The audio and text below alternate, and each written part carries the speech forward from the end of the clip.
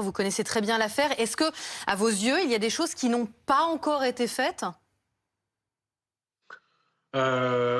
Question assez difficile puisque, il y a énormément de choses qui ont été faites. Je vais le prendre dans l'autre sens, c'est-à-dire Oui. que le dossier aujourd'hui d'instruction, il fait plus de 500 pages.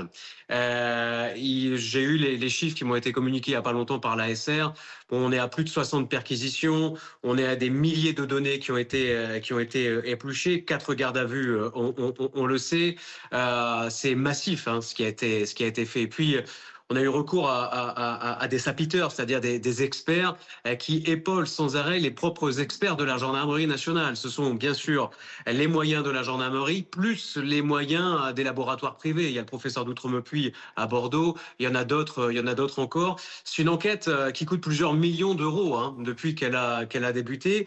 Ce sont des moyens hors normes qui ont été mis et qui sont encore mis. Imaginez encore 6 personnes là quotidiennement qui ne travaillent que sur ça jour et nuit. Donc il reste probablement des choses à faire, même si les enquêteurs savent que le plus gros a tout de même été fait. Et là, on entre dans une nouvelle phase, puisqu'il y a ce qu'on voit, il y a les prélèvements ADN, et puis il y a ce qu'on ne voit pas. On imagine que de telles annonces avec les médias qui en parlent, ça fait parler, ça fait réagir. Peut-être que les enquêteurs vont écouter, peut-être que les enquêteurs vont regarder aussi qui se connecte à quel site internet. Vous voyez, c'est intéressant là, ce qui est en train de se passer. C'est la preuve que oui, l'enquête vit et les enquêteurs veulent absolument aller au bout.